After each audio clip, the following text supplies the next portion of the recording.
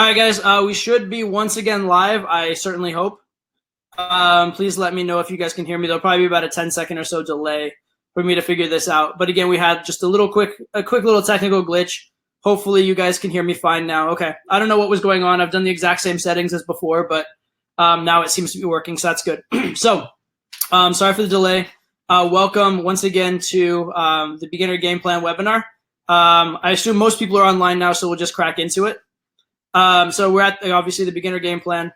What this is going to be, 60 minutes of training. I'm going to give you guys a ton of tips, tactics, tricks, ways to get ahead as a beginner to cut potentially years, if not, decades even off your learning curve. And then also 30 minutes of question and answer at the end. So be sure and stay tuned till the end. You will not be able to see your question and answer in the chat, but do post them there. I have an assistant who's gathering them and who will be giving them to me to answer at the end. So please just post whatever questions you have as they're coming up and stay around until the end for them. All right. So if you're here, you are probably a beginner because, I tried to get beginners on here. So, and that's completely fine if you are a beginner. That's okay. Everyone starts there.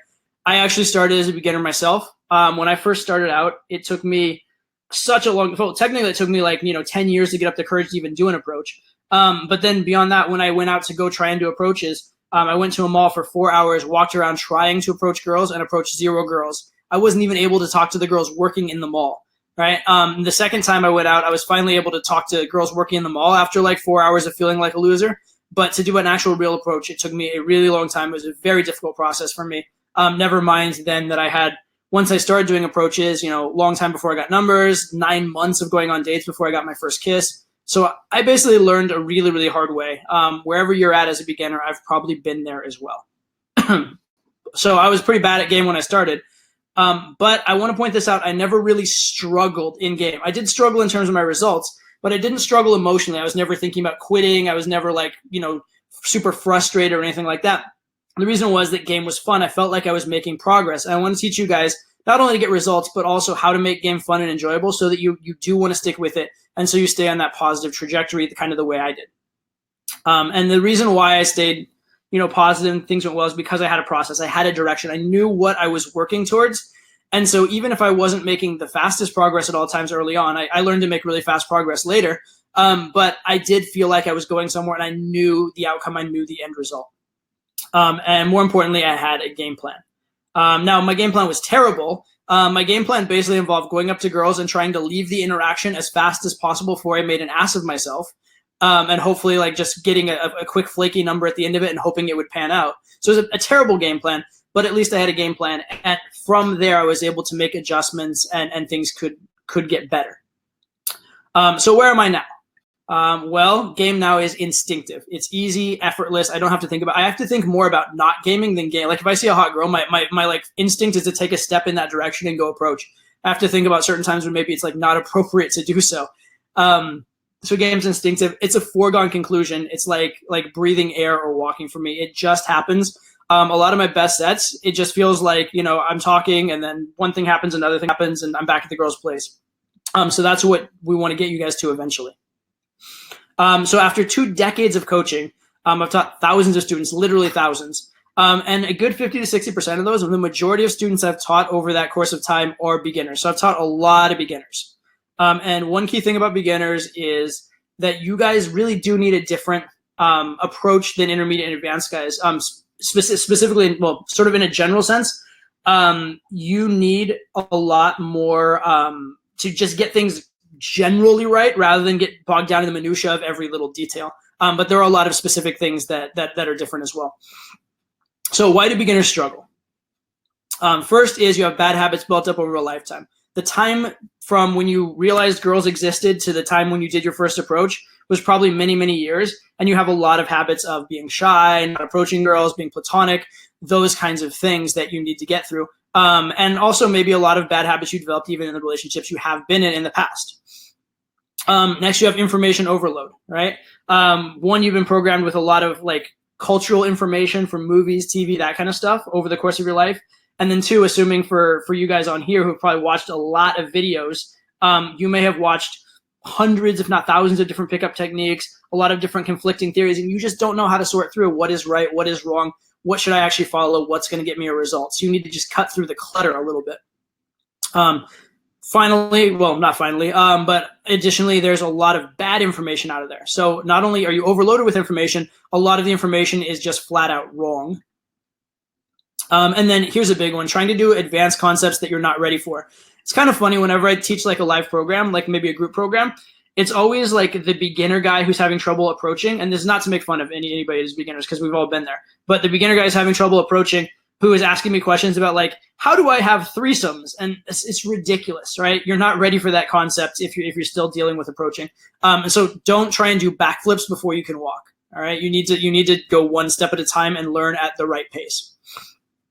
All right, the two biggest ones that I see though, lack of a clear game plan. I see guys flailing around, trying every little technique they hear about.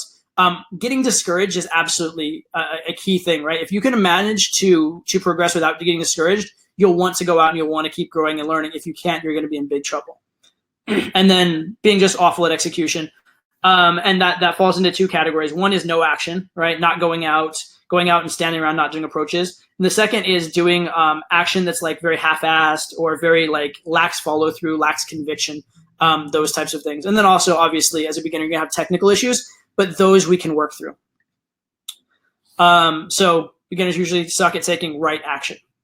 What I often see with beginners in terms of their progression, I'd say a good like 10% of beginners get massively better in a very short period of time. I've seen guys on some of my programs. Like I remember a guy we coached in London. He had never done a cold approach in his entire life. And within like a 7-day program, he got laid like 5 times and had a bunch of other dates set up with different girls over the course of that program. So, and that's very, very doable and very possible with like actually doing things exactly the right way, being very coachable, etc. So 10% of guys get massively better in a very short period of time, often through finding mentors and getting guidance. 40% of guys get better slowly. And that was me at first when I started learning, and then I got better a lot faster once I kind of figured out how to learn. But some guys way too slow. Some guys take years to get where they should get in weeks.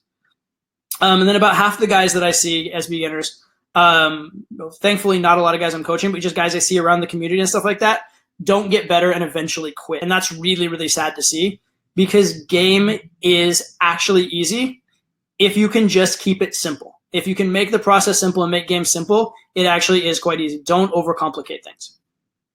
And again, you need to have a game plan. Okay, so what is the beginner skill set? What does a beginner game look like? Technically, it's a lack of a skill set, but we'll cover these things more specifically throughout the seminar. But what does being a beginner look like? So tell me if this is you, or let me know, or just think to yourself, is this me? Do you have approach anxiety? Right? If you are a beginner, chances are you have approach anxiety to some degree. I'll tell you a little hint. Even intermediate guys and even sometimes advanced guys have occasional approach anxiety. So it is a normal thing, but it's a huge, huge problem, right? If you're physically feeling crippled from approaching, if you're unable to walk over and get things started, anything beyond that is kind of useless. So approach anxiety is huge. Inability to make a conversation man to woman. I call this the half-hour conversation in nowhere, where you just get into these platonic going nowhere interactions. Inability to spark attraction. So maybe you do actually make it man to woman, but you're just like, annoying the girls, turning the girls off. They just kind of roll their eyes, whatever, those sorts of things. So inability to actually do it in a way that's high value as well. Running out of things to say. This is actually probably the biggest fear, even more than like the fear of the approach. It's the fear of doing the approach and then running out of things to say after the approach, right? And what I see a lot from beginners is panicking and leaving the interaction. I see a lot of beginners in a conversation with a girl that's going completely fine, right? Maybe not like amazing. She's not like, like, please let me like suck your dick or something like that, but it's going completely fine. And there's just like a momentary little awkward silence, and the guy's like, okay, sorry, bye, and leaves, which is ridiculous. Okay. So running out of things to say, and also just panicking and not trusting yourself to just come up with something, or trusting yourself that even if it's not the greatest thing, it'll work. And then a huge one is not moving things forward, zero escalation, right? And so you can end up in a conversation, but conversation doesn't lead anywhere, right? You need to actually take it somewhere to make it man to woman, etc. And then not closing, right? Not asking for numbers, not following up with the numbers you get to go on dates, not trying to take girls home, not trying to, get physical, various things like that. And a big thing that's I think common among beginners is they feel like doing pickup is awkward, right? They're like, oh, this feels weird to me. This feels awkward, etc. And the ironic thing is this: anything you do in pickup out of a feeling of awkwardness or to try and make it not awkward is the exact thing that'll make it awkward. If you just believe that it's okay and believe that it's okay, that it's normal and right to do pickup, usually it won't be awkward. But if you believe it's awkward and are worried about it, that's when it gets extremely, extremely awkward. Okay. And then in terms of results, you see from beginners minimal or zero results even with even hundreds of approaches. I once knew a guy who did 12 approaches a day for a year and didn't get a single kiss, which is just absolutely ridiculous and crazy. But the point is, just doing approaches won't do it. You do have to go do the approaches. You do have to get those approaches under your belt. But if you just do the same thing over and over again, that's not learning game either. Okay, so how do you bust out of beginner hell? Actually, start off, let's aim higher. Let's talk about getting to advanced. Let's talk about just even beyond being a beginner, going to intermediate. Let's talk about getting to advanced for just a second. So what is advanced? What does advanced look like? The advanced skill set is instinctual, effortless game. Again, it's just kind of flowing through you. It doesn't feel clunky. It doesn't seem like anything you're doing. I think of it like driving a car where it's just become so natural that you forget you're even driving. And the car is almost like an extension of you. Advanced game is a habit. Big thing with being advanced is you can get girls who are out of your league, right? As you get from beginner to intermediate, you may be able to get girls that liked you anyway. But when you're advanced, you can get even the girls that didn't like you initially, the girls that are out of your league, that kind of stuff. And then a huge thing with being advanced is that girls start chasing you instead of you chasing them. So that's the end goal. That's where we'd like to get to. All right. And girls in dating are foregone conclusions. Things just happen with almost no effort whatsoever. And I'll tell you an example of this for me. So I was in about 2000 and from 2007 to 2010, I played a lot of poker as a professional poker player for a while. I was taking kind of a break from teaching game and pickup. And during that time, I was playing at a casino where I was actually like forbidden from dating the girls there because I had people backing me and they wanted me to focus. But just by accident, just interacting with the girls and not trying to game, actually trying actively not to game, I ended up sleeping with the 4 hottest girls that were at the casino, like completely by accident, right? So it was just such a habit for me to flirt, such a habit for me to be attractive that it was like the game followed me even when I wasn't trying. Right? That's what getting to advanced is like. So how do you get from beginner to advanced? The $1 million question. And the answer is you don't. You have to first get to intermediate. And trying to go from beginner to advanced directly is a big mistake, right? You will mess a lot of things up. You will overcomplicate things. And that's where a lot of beginners get things wrong is they're trying to go from beginner to advanced. That's the guy that can't do an approach and is trying to ask the threesome question, for example. But you want to get to intermediate with the building blocks of advanced games. So there are ways to get to intermediate that will keep you from getting advanced, and there are ways that will get you there. And you want to learn to get to intermediate the right way so you're not going to get stuck in intermediate. And getting from beginner to intermediate can happen very fast, sometimes even in just a matter of days. We see this in students all the time. A lot of guys on like my immersion programs, any kind of live coaching, we see guys make this incredible progression. And guys that I coach online over just a period of a couple sessions, oftentimes we'll see a dramatic improvement in where they're at. And it's basically just a few tweaks and then taking the right action with those tweaks. All right, so let's dive in. So what is my beginner game plan? First of all, it has to be simple. It has to be easy to implement. I don't want to do anything complicated with beginners. And it has to be something you can do today. Because let's be clear, you don't want to be hesitating and giving yourself excuses because, as beginners, we love our excuses. I know when I was starting out, I had every excuse in the world to not approach and every reason to think the girl wouldn't like me, etc. And every reason to put it off till tomorrow and learn more theory. So it has to be implementable right away. So let's begin. So we're going to do inner game first. We will get to outer game. I know most of you guys are like, I want the outer game, Todd, right? And we'll get there. But we do have to focus on the inner game as well as the outer game because one without the other is not going to get you where you want to be. So let's talk inner game first, and then we'll get to outer game just right after. How do you get real confidence? Not just BS confidence, not just state, not just I said some affirmations to myself in the mirror. How do you get real confidence? First part is you have to believe in the process. Right. And so you have to believe that game is a possibility. You have to see it working for others, see it working for you to the extent that it is. But you need to believe it's at least possible and you can visualize it. Right. So watching infield footage, seeing guys who are better than you, those kind of things are great. You need to know and see that game is real. There's plenty of evidence, tons of videos. My videos and products have it all over the place. It's all over the internet.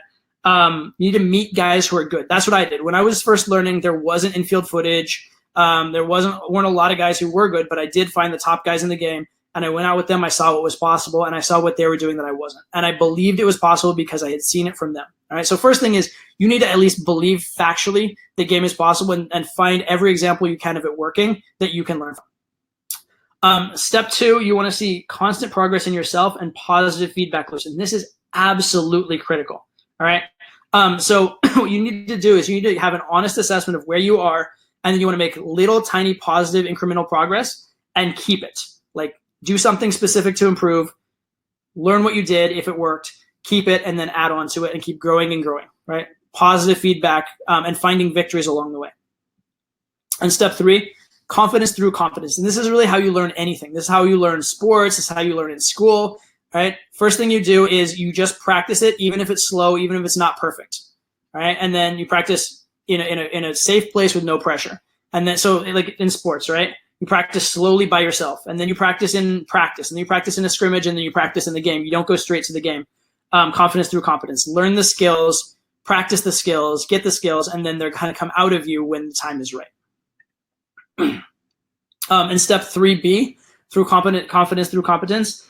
Girls will always say like, be yourself as advice. Don't be yourself. You want to eventually be your best self, but along the way to getting there, you may need to change. You may need to take on some identities that are not entirely natural at the time, right? Nothing you learn feels natural or feels smooth as you're learning it, and that's totally fine. So remember these things. 1, doing what we've always done will get you what you've always gotten. If you've gotten bad results, continuing the same will get you more bad results. And also understand it's okay to start acting a certain way before you actually become that. It's okay to start acting a little more confident or even cocky, and then having to make yourself back it up, even if it's a little awkward for you at first. Because if you don't make that leap, you're never going to get there. All right. So don't just get caught up in this idea of being yourself, or the idea that like you can get good at game without changing. You're going to have to change for the better in learning game. Okay. So let's talk about approach anxiety. That's, again, one of the biggest things for beginners. So I'll give you 5 approaches to approach anxiety, as ironic and funny as that sounds. So the first approach I really like is what I call the holodeck approach. Excuse me. And this comes from TV show Star Trek. You can also think of this as the 7 billion person method. It's the same idea. But in Star Trek, they're basically off in a spaceship. They can't get a lot of recreation time, and they could go crazy, basically. So what they have is this thing called a holodeck, where they just play out computer simulations of fun things in life. Maybe they go walk in a park, or maybe they play tennis or something like that. But the good thing about the holodeck is at any time, if you want to, you can end it. You'd be like, computer, end simulation, and it's done. And nothing that happened in the holodeck matters in life. It completely goes away. And I want you to think of gaming a girl the same way. When you're talking to a girl, you're on that holodeck. It's your playground. It's your opportunity to try things, have fun, mess with different ideas. And then at any point, if you want to, computer, end simulation, right? As in basically walk away from the girl, and you never have to see her again, and it's not going to affect your life in any way. And in a crowd of 7 billion people, which is Earth, it pretty much is that, where there are no negative consequences for an approach. There may be positive consequences. You may end up with a girlfriend by accident, but there are no negative consequences. So really keep that in mind. That's approach number 1. Next one that I really like is realize that approaching a girl is a physical act, right? What you're really doing is walking over and uttering a sound. You don't have to be brilliant. You don't have to be witty. You don't have to have a million things to say. You just have to walk over and open a sound. In fact, there's kind of a little trick that I'll do when I'm coaching live. If I have a guy that has approach anxiety, I'll walk over, just walk around a club with him. And as we're walking, sometimes I'll just tap a girl on the shoulder, and then like I'll run away. And so the girl turns around and just looks at him, and the guy's like, oh shit, girl talking to me. And I just tapped her, or at least she thinks I just tapped her. And a funny thing happens because the girl looks expectantly, and the guy's like, okay, well, I guess it's more awkward to not talk at this point. And he starts talking, and he does just fine. Because what he did is he just physically, I essentially physically put him into the set. But you can do the same thing by yourself. Just walk over and utter a sound. If you do that, you have decades of social experience telling you what to do from there. But if you stand 10 feet away from the girl and don't walk over, there is zero chance of it working. Essentially, you need to put your brain in a familiar situation, which is the situation of being in a conversation. So just get into a conversation physically, and your brain will take over from decades of experience. All right, next one that I really like for if I'm teaching, especially beginners and especially from distance, I like the idea of progressive desensitization. And this basically is the way that people get over phobias or fears. On progressive desensitization, say, for example, if you want to get over a phobia of snakes, maybe first you'd look at a picture of a snake, and then maybe you'd look at a toy snake. Then maybe you'd look at a snake in an aquarium behind glass far away from you. And then you'd look at, a really tiny baby snake that's like, a little bit away from you. And you get closer and closer until you're no longer scared. All right. And so that's the idea. Same thing with approaches. First, you walk up and say hi. Walk up and ask for directions. Walk up and ask for directions. Introduce yourself. Just go one step closer and closer and closer until eventually you're doing an approach. And the idea is that each step along the way is not a big deal because you've done something very similar to it before. So that's a very good approach if you can be disciplined and actually just follow through with it. And then finally, I believe this is number 4. I think I have one more, but no choice method, which is how I actually learned to get through my approach anxiety. And basically this was to get more scared of not approaching. So basically whenever I saw a hot girl back in the day and I decided to learn this area of my life, if I saw the hot girl and didn't go, I would feel so shitty about myself for not going that it was a far worse feeling than any rejection I could possibly take. And what I realized is basically the choice is you can do this approach, or if you don't step up and do these approaches, you're going to end up with a mediocre girlfriend or no girlfriend. You're going to end up browbeaten in life. You're going to end up with, just basically not the life you deserve or want. And I got way more scared of that than I got of getting rejected by a girl. And so realize that there's a much bigger fear out there than the fear of rejection. Oh, and the final one, yes, have someone push you. Right? Absolutely useful. Why not? Why not use whatever resource available, right? So if you have wings that can push you, mentors, coaches, etc. I even had a student who he would call up with one of my coaches, and we'd push him over the phone. He'd actually be like, "I'm in field right now. I need to talk to girls. I need you to encourage me." And the coach would actually be on the phone with him while he was in field from distance to push him and get him going. But find a way to get pushed. Find a way to get that positive impact. Is just another incredible tool in your arsenal. Final word for inner game and approach anxiety: don't reject yourself. Okay, if you walk over and a girl rejects you, that's a technical thing. That's something you can work on a skill level.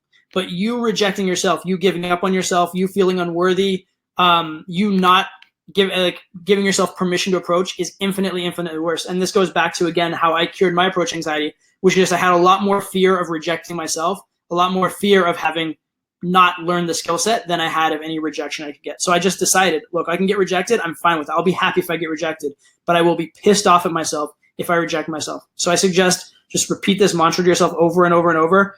I promise to never reject myself. I promise to never reject myself. Get that in your head. If you stay on the path, this is my promise to you.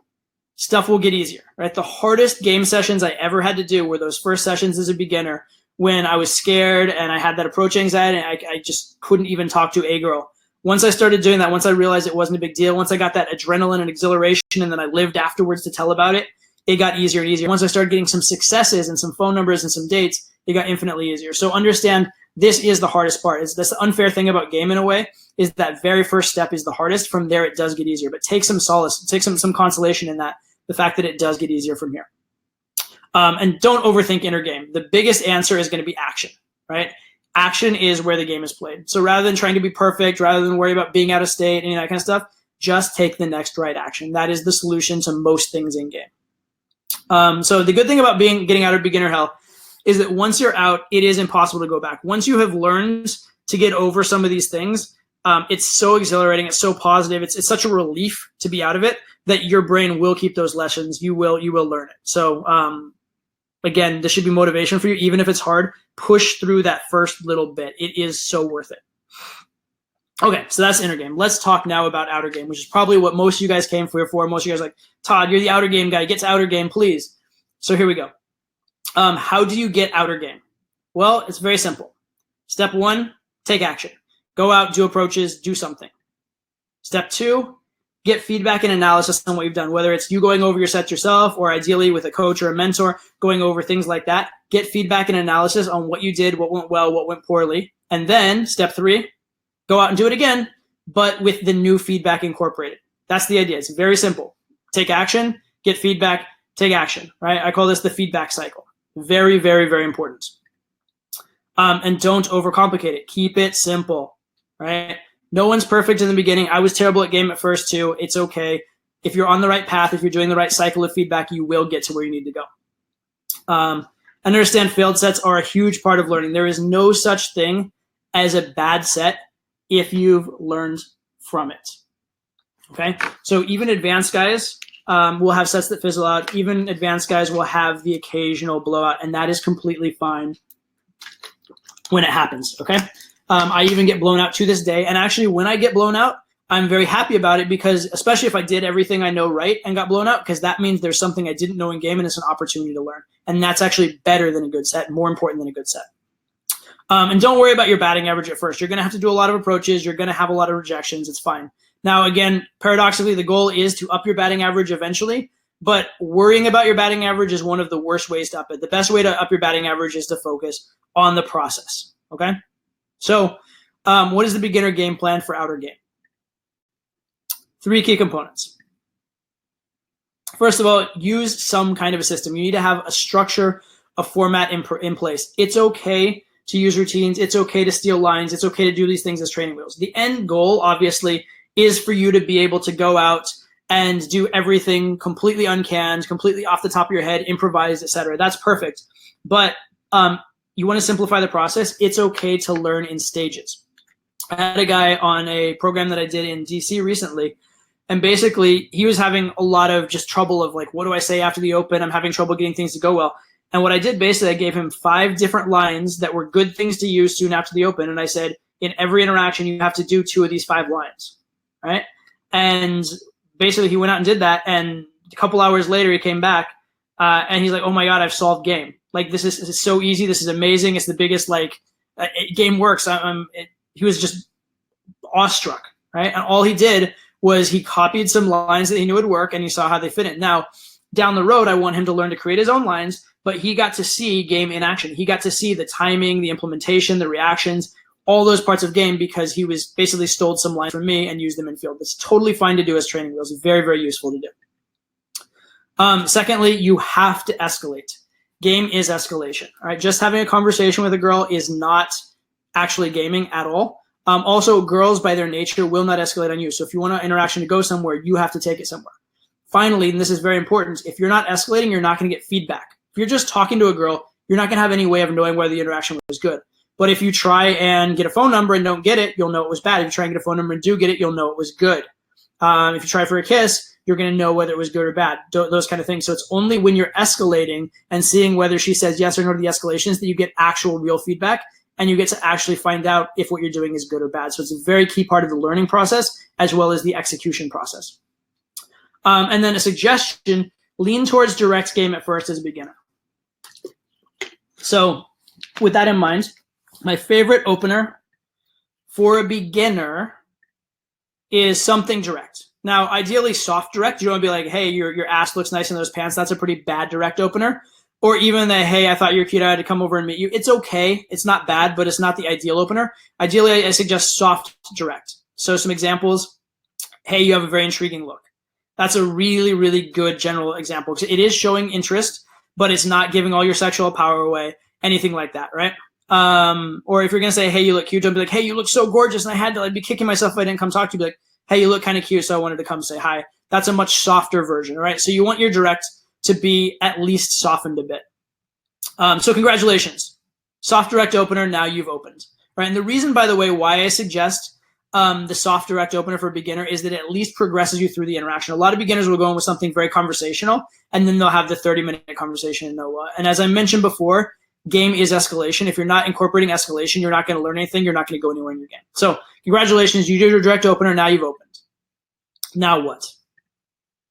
Well, now it's going to be the escalation cycle. And here's what you do. Talk for a little bit, and then try and escalate. And then talk for a little bit, and try and escalate. And talk for a little bit, and try and escalate. And it's important that you do both.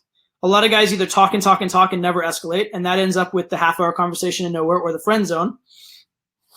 Or a lot of guys will just escalate, escalate, escalate, and they end up being the weird, creepy dude.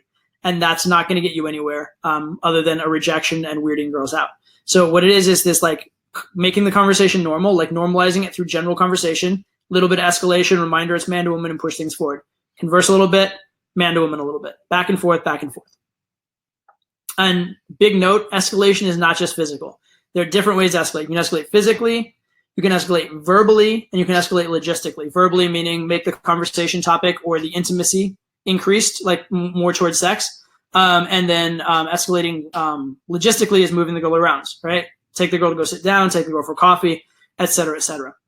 It's not just physical. And in fact, at beginner level, physical is one of the ones you want to focus on the least, right? In the beginning, focus on verbal escalation because it's the safest. And also it's the one that scares guys the most. So it's the one that gets underutilized the absolute most. And verbal escalation, if you start escalating verbally, you start escalating the topics of conversation, start escalating intimacy, things like physical escalation will just start to make sense and come more naturally. And things like moving the interaction to another venue will just make sense and will happen naturally. So verbal escalation as a beginner should be like the catalyst for most all of your escalation. So your goal is to make it man to woman. That's it. Your goal is to make it not friend to friend, not stranger to stranger. Make it man to woman. Have a conversation that you would not have with another man. And the easiest way to do this is by doing what I call establishing premise. Premise basically is what makes game instead of platonic conversation. And the idea is this. Every conversation has a premise to it. And it's the underlying understanding of what the conversation is. So if you walk onto a car lot, to look at a car and shake hands with someone while talking, you're probably in the premise of a car sales environment, right? If you go dressed in a suit to someone who's going to maybe give you a job, you have the premise of an interview. If you just talk to someone and don't get man to woman, you have the premise of stranger to stranger or friend to friend. Your goal is to make the premise of man to woman. The idea, the underlying understanding of the conversation is that I'm a man, you're a woman, and this could potentially go somewhere sexual. That's the general idea of what you want to create.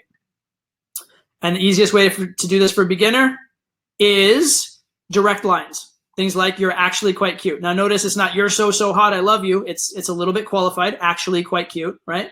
But it's definitely showing some interest. Or another example, I shouldn't like you, but I kind of do, right? Great push-pull line right there. Definitely showing interest, but at the same time, there's some hesitation. You're not giving all your power away.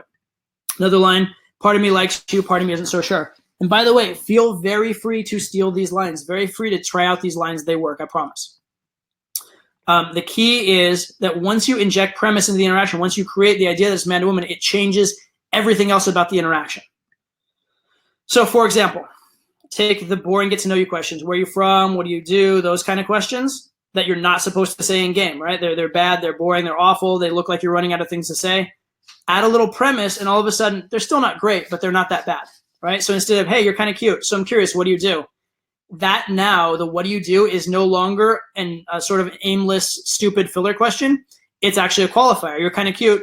What do you do? Because I want to find out more about you. What do you do? Because I want to find out if you're also cool, right? So what was awful game has now become actually decent game because you injected premise.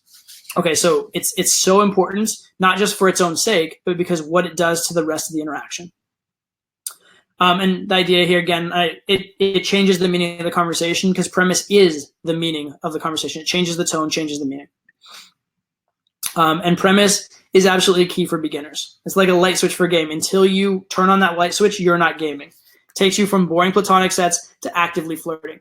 And then once you are actively flirting, the feedback you're going to get is actual feedback from game, actual feedback from girls who know, what's going on and are being treated as women. Which means it will be useful for your learning as well. And until there's premise, I've kind of emphasized this already, game can't really happen. At best, you're going towards being friends. Okay, but premise is a skill. It's something you can learn to do. You can learn these specific lines for premise. You can learn the habit of feeling when a set lacks premise and when it needs it, right? These are things that you can learn through repetition and through practice, and things that you can literally even steal a line to get, right? Now, as you get to be advanced, premise will be a habit. You won't think about it. I don't think about premise in my set. It just happens. It would be almost impossible for me to talk to a hot girl without having premise.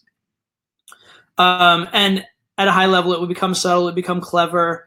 But for now, as a beginner, just make sure it's present. Don't worry if you're a little bit obvious about it, okay? The very fact that you're willing to be obvious about it at a beginner level shows value, shows confidence. It's a nice thing to just make no apologies for your desires. For more outer game, and also if you want hours and hours of full infield breakdowns and my kind of complete system for outer game, I suggest checking out the system. It's my flagship program, has several dozen hours of content on literally everything. You can steal my lines. You can see exactly how I do things, that kind of stuff. I won't belabor it too much here, but really, really excellent for implementing premise. Is a huge section of the course that's directly related to premise and will be absolutely key to you as a beginner. All right. Next, let's talk about closing. Another beginner sticking point, lack of closing or lack of closing well. Key thing with closing, just do it. Again, similar to adding premise in, don't worry about being perfect yet. Just make sure it's in there. Make sure it happens, okay? Great conversations. I said this before, but I really want to emphasize it here. Great conversations don't lead to sex. Conversations with closing lead to sex. If you had a choice between a mediocre conversation and closing and getting a follow-up versus a great conversation with no follow-up, the mediocre conversation with follow-up or even bad conversation with follow-up has a better chance of getting you somewhere than the great conversation. So it's not about great conversations, it's about closing, all right? In sales, always be closing, or they say telling's not selling. You don't have a great conversation and not close. You don't get the person interested in the product and not ask them to buy. Okay, so one thing that I actually did well as a beginner, and there were very few of them, one thing I actually did well as a beginner was I always close. And this was my phrase. You can steal this line as well. Nice talking to you. What's your number? Right? And it's not, can I please have your number? Do you have a number? It's what's your number? It's very assumptive, but nice talking to you. What's your number? I would say this after every single interaction, right? Feel free to steal it. And close every set. Seriously, close every set. You'll surprise yourself. Okay? A lot of times, a set that you didn't think went well will actually close and may even turn into a date. Also, there will be sets that you think went well that won't close, and you're going to learn a lot from that because you're going to learn what things are really not important in game and what things don't equate to things going well. But as a beginner, err on the side of closing because you just never know. At an advanced level, closing becomes technical. There is a lot more to it than just doing it. And especially when you're pulling, you need to seed it, set it up, figure out logistics, different things like that. And you begin to read the girl. You begin to customize your close to the particular girl in the particular situation. Excuse me. And as a big advanced guy, you're going to know the right way, the right time, those kind of things. But as a beginner, don't worry too much about that. Okay? As a beginner, don't worry too much about those kind of things. Just close. All right. So, and again, closing is a habit at an advanced level. All right. So let's talk about putting things into action because as we know, game is played in the field. Game is played in action, right? So sitting around learning theory and just doing theory or watching videos isn't going to do anything without actually stepping up and taking action. But, excuse me, just taking action will just lead to frustration. Taking dumb action will lead to dumb results. I told you guys already about my friends from back in the day who did 12 approaches a day and never got any better, right? So just repeating the same bad habits over and over again is not learning either. You need smart action. You need a game plan. So yeah, basically learning game without a game plan is absolutely just dumb. It's going to take longer. It's going to be harder. Learning with a game plan is faster, easier, more fun. And this more fun part, it's actually more important than you think, right? Because if game is work, if game is difficult for you, boring for you, frustrating for you, you're probably going to quit. You're probably not going to stick with it. But if you're having fun with the process, you're going to stick with it, right? When I was 18 years old learning game and I was terrible, I was absolutely destined to be good at game because I found a way for game to be fun for me and I found a way for me to learn and grow. And even though my actual game was bad, my process was good. And so success was guaranteed. It's very, very important. We'll talk a little bit more about this in a few minutes. So what does progress actually look like? Well, I'm going to give you a little math problem. You guys may have seen this in a couple of my videos, but I do really like this math problem, so we're going to do it. And the answer is, or the question is, if you were to get 1% better at game every day for a year, how good would you be at the end of the year? And I basically gave you the math problem here. 1.01, 1% better times 365, to the 365th power. And what does that end up with? Some people say 365. Not 365%, but 3,800%. You would be 38 times as good, roughly. It's not exactly 3,800, but you'd be basically 38 times as good by the end of the year. That's insane. That's unrecognizable. That's going from utter beginner to like world class, okay, to advanced nearing world class within a year. All right, so the goal is not to get incredibly good in a week or to like revamp your game in like overnight. The goal is to get a little bit better every single time you go out. And if you do that, you are going to get so good it'll blow your mind. Now, the idea is not always just to get 1% better. Obviously, you can get better faster, but the key thing is to have it be continuous. So my coaching methodology for beginners, and literally actually for everyone, but since it's a beginner webinar, we'll talk specifically to beginners, is two things. One, dedicated practice, and two, the scientific method. So let's dig into those. First of all, dedicated practice.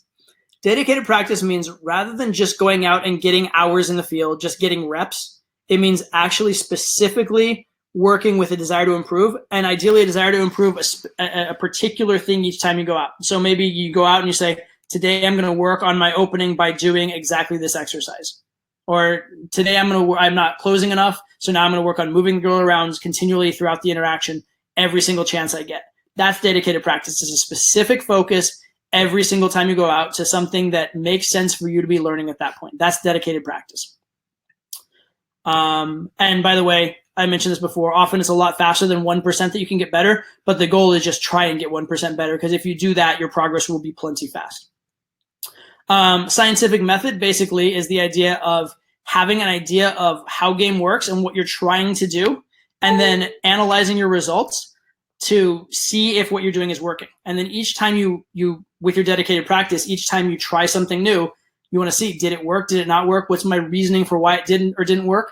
And then what can I do next to try and make it work a little bit better? Okay. So it's the scientific method. And this combination of dedicated practice when you're in field, scientific method between sessions, is basically guaranteed to get you rapid progress. So what are some common painful, frustrating experiences? Rejection. Well, that one you're going to have to take a little bit, but the faster you get good at this and the more you learn, the least you won't be getting the same rejections over and over again. Stagnation. If you're doing dedicated practice and scientific method, you should not be stagnating. And regression, if you're tracking results and figuring things out in a logical way, you should not be regressing. So most of the common painful and frustrating experiences can be either mitigated or completely eliminated by using a good methodology. So why did I never get frustrated when I was learning, even though it took me a long time to get good at first? And this was, of course, before I got mentors, before I got coached. Once I got mentors and coaches, I learned much, much, much faster. But even those first couple of years when I was teaching myself completely, why did I not get frustrated? Because every set was a victory and a lesson. If I had consistently had a good 15-second conversation, I had a good 1-minute conversation, that was a victory and I celebrated it. If I got a number, that was a victory, even if it ended up flaking later. It was a victory. If I got a date, it was a victory. Right. And so I just was seeing progress. I was just a little bit better than I had been last week. And as long as I was continuing to do that, I was encouraged. I'll give you a little kind of science trick. It's called the winner effect. The idea here is that winners win, right? Even in small ways, even at small things. So the winner effect, basically the way it works is this. When you go out and you do something that is a win to you and feels like a win to you, your brain registers that as a win and floods your body with alpha male chemicals, things like testosterone, for example, right? I think it's dopamine and testosterone are the two. I believe that's true. That's true, but I'm not a biologist, so don't quote me on what the exact chemicals are. But in any case, you get these winner chemicals that make you more alpha, more willing to take smart risks, more willing to step up the next time out. However, the converse of that is whenever you do something that you're registering as a loss or you're registering as making you feeling like a loser or whatever, then your brain, in order to protect you, fills you with beta chemicals so you don't step up and take risks. And it'll actually make game harder because a lot of game is about being alpha, being assertive, being risk-taking, those kind of things. So it's very important in game that you be experiencing wins on a regular basis. It actually biologically, physiologically makes you better at game. So keys to making it work. One, pick out a specific challenge that you're trying to work on.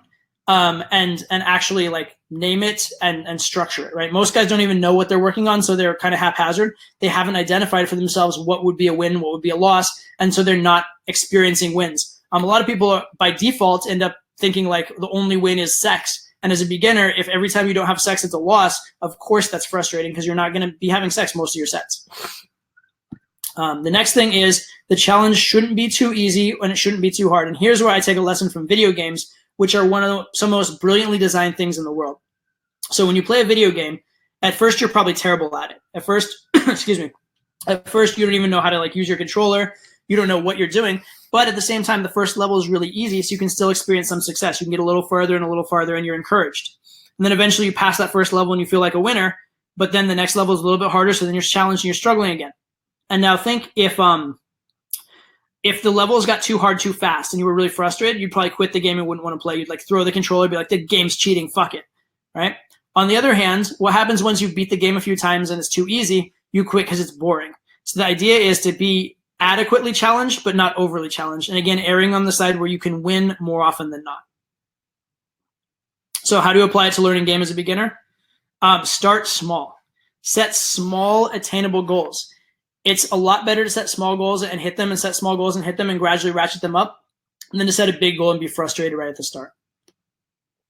Okay, remember that criteria and feedback is what keeps you engaged. So you need to be getting meaningful feedback. If you're winning every single time, that gets boring. If you're losing every single time, that gets frustrating. So you want to have a nice ratio where you're winning a decent amount of the time, but not every time. It's still challenging. Here's a confession. When I was learning, I did not do field reports, but I think you should. What I did instead of field reports was I would actually go over my sets in my head like ridiculously. So after I was in college at the time when I first started, after doing an approach, I would go home, lie on my bed, stare up at the ceiling, and I would just go over it and over it and over it and over it in my mind, trying to come up with every single thing I could have possibly done better, and trying to remember everything I did well. So I was essentially doing, informal field reports in my head. I do recommend you guys do field reports. Most guys who get good do them. Most of my coaches do field reports and really, really stick by them, and that's a big part of how they got good as well. And I, again, even though I didn't literally do field reports, I did something very similar. So how do you do field reports the right way? Well, what you want to do is this. Think about, number one, what were the things that went well during your session? Number two, what were the things that were challenges or struggles during your session? And for both of those, what went well and what were challenges, I want you to think, what was the reason why? And then here's the important part. From that reason why, think about what may be a problem in your game and what can you work on the next session. And this is going to give you your dedicated practice, right? So your field reports are how you execute the scientific method so that you can then implement the dedicated practice. And how can you make learning way easier? Find mentors. Absolutely, utterly critical. I told you guys my first couple of years I was going out by myself. My progress was pretty slow. I found some mentors. I found some guys who are really, really good who I could learn from. Some of them online, some of them in person. And it just took my game to a whole other level. Things I didn't even think were possible became possible. It opened up whole new worlds for me. For example, the way I was going, I could have continued on the path that I was on for the first 2 years. And I would have been very platonic for a really long time, would have had trouble sparking attraction. And it would have taken me years and years and years to figure out how to talk to girls in groups. By finding mentors, I was able to consistently spark attraction and talk to girls in groups almost instantly, which just opened up so many possibilities in my game, and it's exponentially increased my learning. So find mentors, get pushed by people better than you. It's very important. Debrief with guys who have already been where you are. Instead of just hypothesizing what might work, find out what does work. Excuse me, an even easier way than mentors, by the way, not for everyone, but even easier way than mentors is getting coaching. And yes, I'm aware that I'm a coach, and I'm aware that whenever I say get coaching, you're going to take it with a grain of salt. However, there is a reason why I'm a coach, and that's because coaching works. It worked for me, and I'm a huge fan of getting coaching and everything. I had soccer coaches, I had chess coaches, I had poker coaches, I had tennis coaches. Everything I've ever gotten good at some point, I've gotten a coach. And coaching is the ultimate shortcut, because instead of having to reinvent the wheel, you basically get to have someone who already figured it out show it to you, right? It's going to cut months or years off your learning curve. But there is an asterisk to being coached, which is you have to be coachable. If you're not willing and ready to be coached, if you're not going to listen to what the coach says to you, if you're not ready to step up, it's not going to work. So you do still have to take action. It's not just listening to the words of a coach makes you good. Still have to take action, but it will put whatever you're doing on steroids massively. And why do beginners massively benefit from coaching? Well, first of all, there's the added push and overcoming limiting beliefs. So, for example, think about that first day I was out at the mall for 4 hours. If I had had a coach pushing me, if I had known that someone's going to give me shit if I don't do an approach, that might have just pushed me over the top. And in fact, one of the things I did early on was I actually took a friend out with me and made him push me when I was out at the mall later on, right? So it helps you have that push, helps you overcome limiting beliefs, helps you get out of your comfort zone. And again, approach anxiety, self-rejection, holding yourself back are huge, huge beginner sticking points. So anything you can do to get that push, get outside your comfort zone, get that experience of actually doing it and realizing it's not a big deal is massively beneficial to you. And then accountability, having someone there to follow up with you, having someone for you to follow up with. So someone besides you knows if you didn't do it. It's a lot harder to tell somebody else you didn't do it than to just not do it. Excuse me. The other thing with getting a really good coach is that a good coach will show you what you can truly accomplish. He'll lead by example. He'll give you, quick solutions that will inspire you. It will motivate in ways other than just being pushed. And most importantly for coaching possibly is sticking points, right? A good coach, a coach that's been there before, has been through whatever sticking point you have. He's been through the platonic conversation. He's been through the, I can have a good conversation, but I can't close. He's been through the, I can get a girl home and I keep getting LMR. And he can help you through them in a very structured, very systematic way, right? It's almost like imagine trying to learn, if you're trying to learn math, there's two ways to do it. Go to school and get a math teacher and go through it that way, or try and like teach yourself from like nature. And it took, many centuries of geniuses to teach ourselves math through nature, to teach ourselves like say up to calculus. But now like, high school students and college students can do calculus now, right? So it's a lot easier to learn from someone than it is to reinvent the wheel. And the guys that get good fast are the guys who seek out feedback, the guys who are the most coachable. Even within the scope of coaching programs, the guys who are the most active with asking questions are the guys who get the best, okay? So seek feedback, seek coaching, get as much of it as you possibly can. And then you have to take action on the feedback. Just getting feedback isn't enough. Again, it's that cycle, the feedback cycle. Do something in the field, get the feedback, do it in the field again. And some sticking points are actually nearly impossible to get through without coaching. Some of the ones I talked about, like learning how to approach groups, would have been really, really hard for me to do without coaching, for example. Or learning how to spike attraction would have been very hard because what I was doing would not have fundamentally gotten me there for years and years and years, if ever. So in 2018 and 2019, I've done hundreds of Skype coaching calls as part of a new program that I've been working on and trying to perfect. And here is what I saw in talking to tons and tons of students. I saw that most students have no clue what they're doing wrong, right? Most students not only do not have the answers, they're not even asking the right questions. And so students they'd go over like a field report or go over a situation. They'd tell me every little detail except all the important details. I'd have to actually dig in and get those out of them. And so they didn't even know what was important to ask.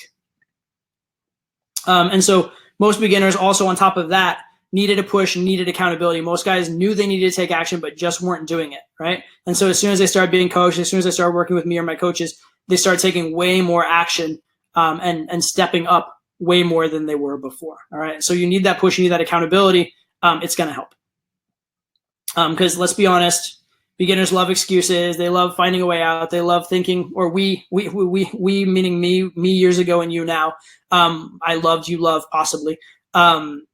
Finding, a reason for that approach anxiety, a reason to not do the approach, a reason to get more theory first, etc. It's got to be action. You have to find a way to get off your ass and take action. So how do you go from 0 to 100 miles per hour? Well, a push is really useful. And I ask myself sometimes when I'm coaching someone, am I motivating them or scaring them, right? When someone's working with me, is it because they're inspired? And is it because like they see what's possible and they can't wait to get better? Or is it because they're so scared of coming back and being like, Todd, I didn't do it? And the answer is it's probably both. But the real answer is it doesn't matter. It doesn't matter. I don't really care if I'm motivating you or scaring you. The point is, does it get you to take action? Does it get results? And it gets results. So that push, that accountability, even someone giving you shit a little bit and being up your ass a little bit can be useful and can be what you need. So sometimes that's what we do as coaches. And again, coaching is something I highly encourage. Like I said, something I pursue. I've had coaches in every single thing that I've gotten very good at, from soccer to poker to game to chess to everything. But it's up to you to realize you need it. I'm not going to I can't shove it down your throat because you have to kind of come to coaching. You have to be coachable and you have to be ready for it. If you're not ready to be coached, it's not going to work for you. If you're resistant to coaching, it's not going to work for you. So you have to step up and do it. It's the greatest hack in learning ever, but you have to actually participate. Okay. So what should you do with this info? First of all, you need to create a plan. And I suggest you write this down. I'm going to give you just a second. I'm going to take a sip of water and I want you guys to grab a pencil. Grab your laptop, grab a notepad. You need to start writing this down. Okay, so what do you need to do? Create a plan. 90 days is a pretty good time horizon, right? About 3 months. If you go longer, if you're I want to make a 2-year plan, that's daunting. You're probably not going to follow it. If you want to make a 1-week plan or a 1-day plan, it's just not enough. So it's short enough to be reasonable, but it's long enough for you to see massive growth, right? Imagine if you got on a diet and you dieted for 1 day, you'd see no results. But over 3 months, you can see a lot of results. Same kind of thing with game, right? Over one day, you might not see a huge improvement. Over 3 months, you really can. But at the same time, you can commit to 3 months. Excuse me. So what I suggest, set a goal for 90 days out. Where do you want to be, right? And in setting goals, here's some key things. Make sure that it's skill set focused. So what I mean is it's focused on things you can do rather than just on the results you're going to get. So instead of thinking like, oh, I want to, get laid 6 times a week or whatever, instead be like, I want to be able to know that it's man to woman and that I'm sparking attraction in every conversation, right? That's a much better goal because that's focused on your skill set. Again, also make it reasonable and attainable. If you're coming in as a beginner, the idea of like sleeping with 10 Victoria's Secret models a week is probably unattainable in 3 months.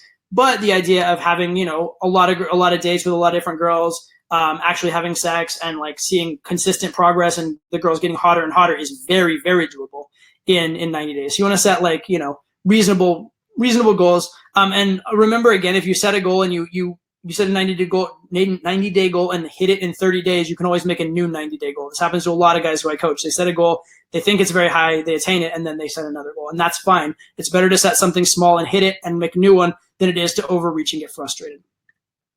All right, so you want to set specific goals for every week within that 90 days. So rather than just one big 3-month goal, you want to have weekly goals to break it up. And again, these should be very attainable goals, things that you feel are within your reach, and you should have actual skills you're working on for those goals. So each week or each session, even if you want to break it down that far, you want to have actual skills that you're working on as you go out. So skills like opening, hooking, flirting, premise, escalating, pulling, closing, those kind of things that are specific sticking points a lot of guys have that are specifically measurable. You can tell whether you opened or not. You can tell whether there's flirtation or not. You can tell whether you pulled or not. So they're specific, they're measurable, and they're huge sticking points. These are the types of things that you want to focus in your goals and your missions. And ideally use exercise. Instead of just be like, hey, I want to work on my opening today. Instead, no, I'm going to open with this exact thing. Or on my opener, I'm going to make sure my tonality is this every single time. Or instead of like, I want to work on pulling, be like, no, I want to move the girl around a bunch of times in like every single time possible in the club tonight. Or instead of working on pulling, be like, I'm going to seed the pull 3 times before going for it today, right? Specific exercise, specific tangible things you can do in field. That's the way you want to be training. And you want to have a game plan going into each infield session. By the way, I'll go back to this 1 second. You want to have one game plan for each infield session, not 10, right? You need to focus on one thing. Focus on everything is the same as focusing on nothing. Okay. You want to have a way of checking your progress and correcting when you go off course. And this is where coaching and mentoring becomes massively, massively useful. And this is also that scientific method, right? Of checking, does this make sense? Is it working? Did it get better? Did it get worse, et cetera? And obviously doing it by yourself is possible. Doing it with a coach, much easier. But keep it simple. Again, focus on one thing at a time, not 10. One goal per session. All right. And then you have to take action. Sorry to tell you guys, just, sitting at home, listening to theory is not going to help you without the action. So you're going to have to take action. Sorry to tell you. Okay, with that in mind, you can do this on your own. You can go try and implement this on your own, in which case I wish you all the best. It is possible. I have seen guys do it. It takes a long time and it's very, very hard to go through this process over and over again with no help. But it is possible, and this is the process you would want to follow. So if you do it by yourself, I completely wish you the best. But I'll give you one more option to make things a lot easier. And this is something that's going to be only available to you guys on this webinar. So a very special thing for you guys. I'm giving you guys a massive discount on one of my most in-demand programs. It's actually a program that was sold out for 4 months and wasn't even being offered because it was so in demand. But I'm going to give you guys, as a thank you for being on this webinar, a massive discount on it. And that is the 90-day online program. This is what I mentioned before, where I said I've been working for the last year on this program, trying to perfect it. That is my 90-day online coaching program. So basically, it's combining insanely personalized coaching. Every single thing that you're doing in this call is completely tailored to you, right? Every question answered, every moment with the coach is completely on your roadmap, your sticking points, that kind of stuff. 100% tailored. With getting as many feedback cycles as possible. Remember what the feedback cycle is. It's taking action, getting feedback, taking action. So getting feedback cycle after feedback cycle after feedback cycle. So that's how you really get good. And then having a personal mentor to kick your butt into action, to make sure you actually get out there, take action, do it in the field, and do it the right way. And then you're going to have consistent access to me throughout the entire program. So what to expect? First of all, you have 2 calls every single week for 12 weeks. First call is a call with me. We keep this call very small, so we answer every single question. I often stay on the call for up to 2 hours answering questions if there's that many. We even had one call recently where I couldn't answer all the calls in the time period, so I scheduled a bonus call to make sure I get all the questions. So I answer every single question you guys ask on this program. On top of that, you're going to get 12 weekly one-on-one calls with a personal coach. And these calls are incredibly in-depth and detailed. They'll go into, if you have a field report, they'll listen to it, go through, ask questions, figure things out with it. If you want to record yourself in field, whether audio or video, they'll go through and break that down with you. If you have text messages, they'll go over those and tell you where you went right and wrong. They'll even help you with what the next text to send is, if it's timely and that you can get it to them in the right way. So basically anything and everything that you'd want, they're going to be there to hone in and coach you personally. And these are like my head coaches. There's like JP, who you guys may have seen on my channel, probably the best at day game I've ever seen, just insane, an incredible coach. Matt, who's a guy I've known for since 2013, so it's almost like 6 years now I've known him. Been working with me for quite a long time, gets incredible results from night game, pulls some of the hottest girls you ever see, and exactly his type. Also really good with anything intergame. Garrett, who again is someone I've known since I think 2015 in his case, I believe. I'm not quite sure, 2015, 2016, something like that, but I've known him for years as well. And he's amazing at turning like soft sets or sets that aren't even going that well into girls like falling in love with him, getting great follow-up. He's like the best at like text and online type game that I've ever seen. Just absolutely insane, and crushes it at night game as well. So these guys are guys that, would be like top coaches for just about any other company, and guys who've been working with for years. So they're not just like random guys that are putting on these calls with you. They're very, very legit. You also get an orientation call tailored to you and finding out your needs to direct the program. You'll have your coach assigned by me personally based on your orientation calls. And you're also going to get 24-hour email support throughout the program. And this is kind of, like I said, my way of saying thank you. The fact that you're here on the webinar, it means you're dedicated. It means you're willing to step up. And I want to see you guys take action. I want to get as many beginners out of beginner hell and onto intermediate and advanced that I possibly can. So this is my way of saying thank you to you guys.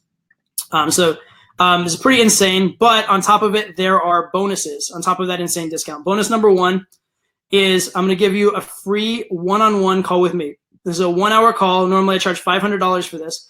And this is to get you on the right track for your program. So I'm actually going to sit down with you and develop your personal roadmap based on what it is you're coming in with, what your sticking points are, what your goals are, what you do well, what your natural personality is. We're going to work on that roadmap. So I'm going to give that to you, answer a lot of things for you on the call. And also I'm going to pass that roadmap on to the coach you work with so that it's kind of like me working with you personally throughout the entire program. So that's bonus number one, something I basically never give away free calls, but I'm going to do that for you guys just on this webinar. Bonus number two, probably familiar with, it's the system. $300 value basically. And it's essentially the ultimate roadmap for opening, getting attraction, getting comfort, getting to sex, that kind of stuff, including hours and hours and hours, like dozens upon dozens of hours of infield footage, my complete roadmap. So incredible value. And for those of you who already do have the system, because I know some of you guys probably do already have it, for you guys, we will give you 2 additional weeks of calls with me and with the coaches, because I want to give you guys something as well. So that's bonus number 2. Again, something I do not give away for free or give away lightly. And then finally, bonus number 3, I never give away, which is $500 off of a future immersion or boot camp of 3 days or more. So any coaching with me or my coaches of 3 days or more, I'm going to give you guys $500 off. And if you guys know anything about, say, for example, immersion, every immersion we've already had any immersion we've ever had has sold out. So I never discount. Like if you were to email me, hey, can I get a discount on immersion? I'd be like, nope, sorry. But I'm going to give it to you guys as part of this because I want you guys in conjunction with this package to have every opportunity to get as good as possible. So again, $500 off of immersion or 3D boot camp. So those are some pretty insane bonuses along with the pretty insane discount. But guys, it is going to be for 24 hours only. It's a pretty insane deal. And so I can't really offer it as a long-term thing. Also, I only have so many top coaches. And so we have a certain capacity. So once they're at capacity, they're at capacity. But what I suggest, head over to this URL, toddvdaney.com/summer19. Also, I believe my assistant is going to put a link in the chat for you guys as well. So you can click on that link as well. Head over there. You can see the pretty insane discount that we have for you guys, as well as those bonuses. Highly encourage you guys to go over and check it out. So what I'm going to do in a second is I'm going to get into questions. I'm going to take the questions you guys have had throughout this webinar to try and clarify and fill you in on things. So I'll need to get those in a second.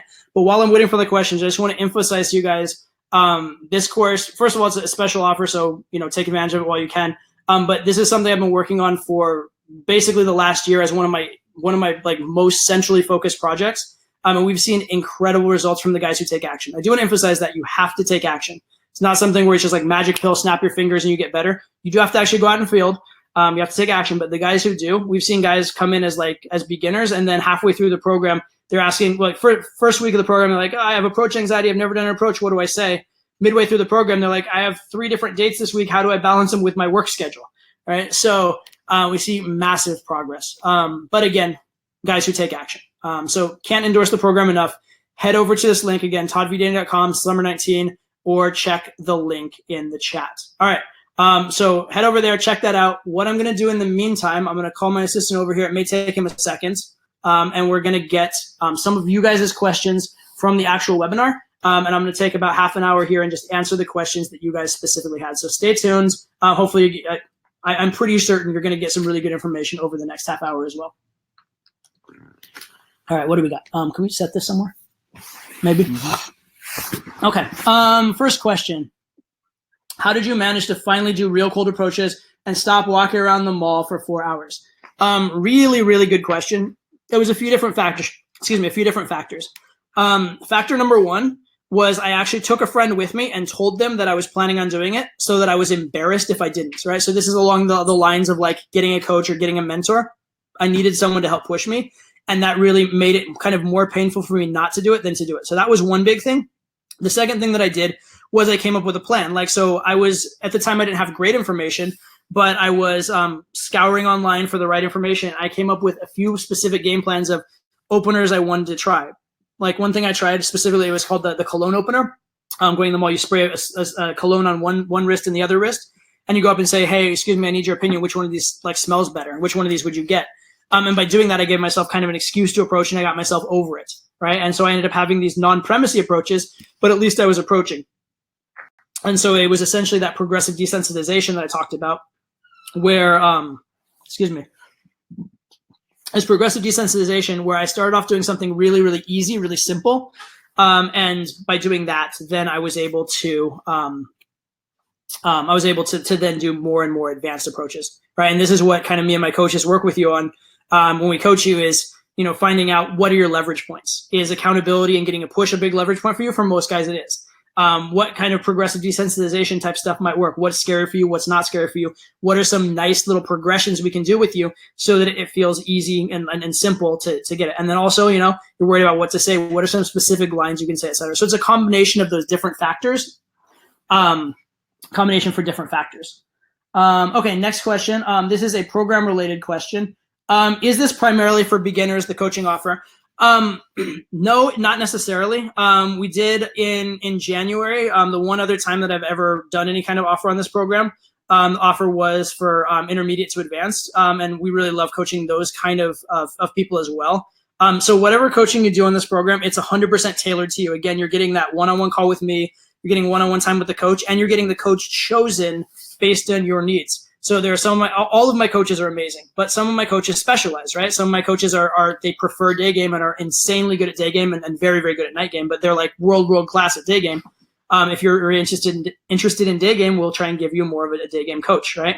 Or if you're more like, some guys are really, really good with working through like approach anxiety stuff. I mean, all my coaches again can do beginners, intermediates, advanced, but some guys are just like the beginner whisperer, right? They're so good with beginners and getting them over that hump, whereas other guys are really, really good with the advanced sticking points. And so whatever your need is, we're going to tailor it to you. And so it's really not just for beginners. We've had a lot of even advanced guys that are coming in and they've slept with like hundreds of girls, but they just want higher quality. That's something we work with. We have guys that are like working on maintaining multiple relationships, different stuff like that. So it's absolutely not a beginner course. It's like a customized coaching course. However, I assume that a lot of you guys on this webinar will be beginners because obviously it is a beginner webinar. All right. let's see. So it says, okay, so it says number one issue this guy gets is I have a boyfriend like 90% of the time. I guess these people watching as a group and they're writing it. Okay, almost all of us get this. How often does this happen to you? Do you believe this happens because we're not good at dating? All right, so the I have a boyfriend excuse is a really interesting thing. So first of all, there are girls who actually do have boyfriends. They do exist in the world. It's a real thing, right?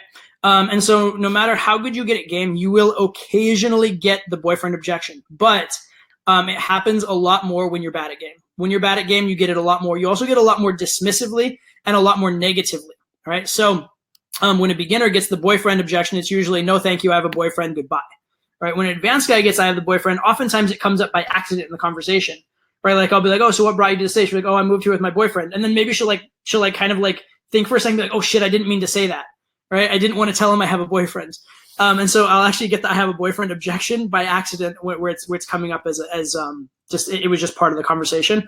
Also, a lot of times when you get more advanced, you'll still be able to close for numbers, follow-ups, even instant dates, and even pulls with girls that have boyfriends. So it's a lot less of an objection at that point. And also when you learn to handle it, it's a lot less of an objection. But generally, if you are getting that objection a lot, it's because you're doing some awkward things early on. It's because when you're establishing premise, you're probably doing it in a very, very awkward way. And so these are things that you can definitely learn from and you can definitely improve. By the way, guys who have questions about the offer, please ask those as well. I will answer game questions. I'm going to stay on here as long as I need to answer game questions. But guys who have questions about the offer, don't be shy. I do want to help you guys out as well. And I know there are some, so I've gotten some offer questions here and there. So yeah, be sure and answer those. And to be fair, guys, I will answer some of those first because there are guys directly looking at the page right now and figuring things out. But I'm going to answer tons and tons of game questions as well. All right. Let's see. Next question. What should I work on if I approach and get the number, but the number ends up texting back a few times and then ghosts? Biggest problem is even though I'm successful getting numbers, I can never get them to agree to meet me on a date. Is it my interaction or text game? Okay, so I want to answer this, but I want to answer this more from a process nature because I can answer this one specific question or I can answer 50 questions at once for everybody. And so I want to talk about this in the scope of training and process, right? So the real crux of this, I think, is where he asks, is it my interaction or is it the text game? And what I want to talk about is identifying sticking points. So how do you identify sticking points? How do, like, if I work with you, my coaches work with you, how do I identify sticking points? Well, what we're going to ask, first of all, is where is it failing? Okay, so he's identified that. Where is it failing? It's identifying after, it's failing after a few texts, right? Where is it failing? And then the question is, what are the key points that got you there? And what are the key points past there? So in the case of this texting, right, key points of getting you to the text is running a good set, and he's getting text back. So I would say it's usually the set in that case is fine, but then because he's getting text back and it's faltering, then it's a text game thing, right? So now we've identified what is it in the text game. Then what we'd want to do is we'd want to, if I was a coach sitting down with you, I'd want to get like a sample of your texts. I'd be like, hey, send me all your texts this week. And I'd go through them and I'd see the patterns. I'd see where you're losing them. I'd see what you're specifically doing wrong. And then we'd refer to theory. So we'd go back to what is texting theory, right? We have the different types of texts. Are you failing early on where you're just building value? Or are you failing on the close? And then we would go specifically, what do you need to work on? What are you doing wrong?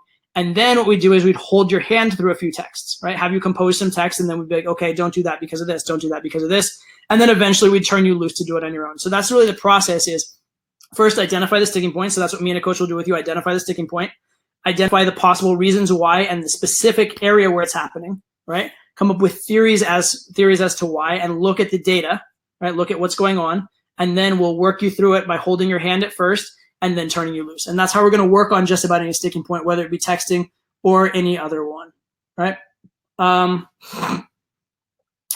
here's an interesting question. This sort of relates to the program, also relates to game in general.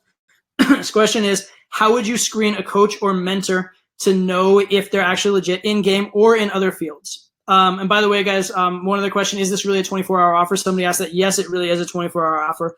If you ask me 48 hours from now, I'm going to be forced to say no. So really do act on it sooner rather than later, please.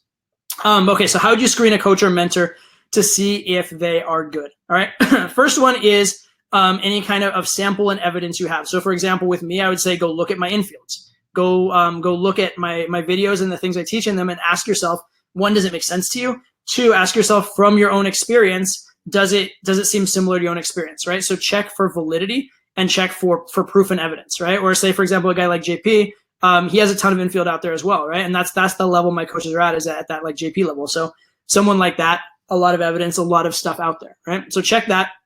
And then what you want to do is you want to actually just like sit down with them and, you know, have a quick talk, right? For example, there's a reason why we do introductory talks on this program, and why we screen coaches for the student and that kind of stuff.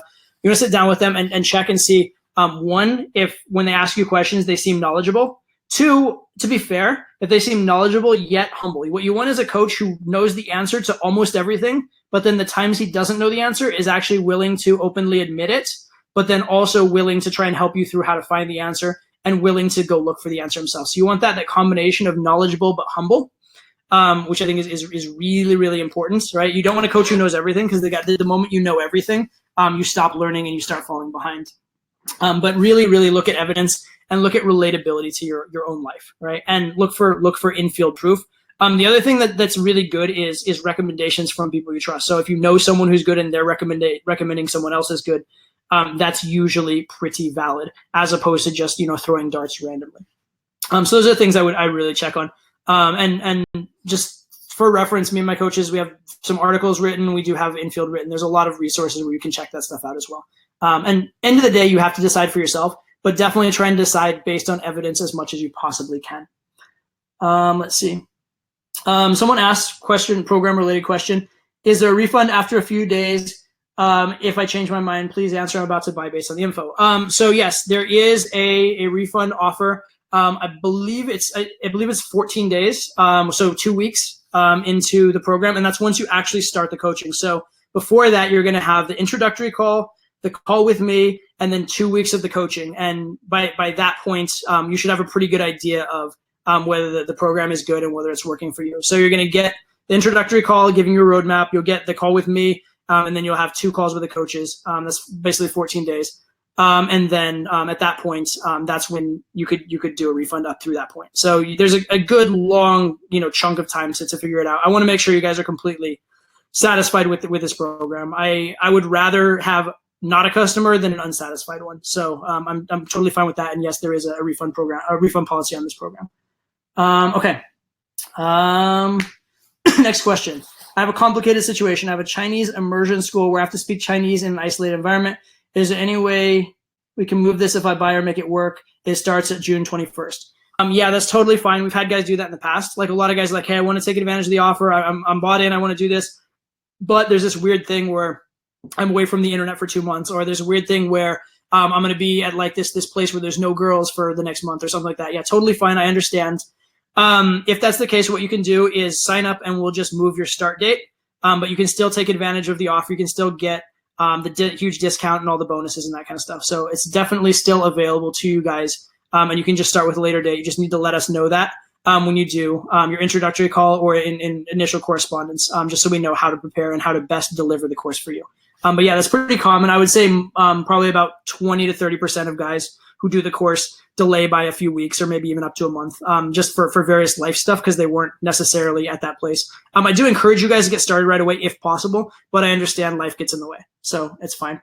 And like I said, guys, it is super important to start, right? Getting started, getting going, not delaying as a beginner is huge. I know personally, I basically delayed for about 7 or 8 years of liking girls, being massively attracted to girls, having massive crushes, and not doing anything about it.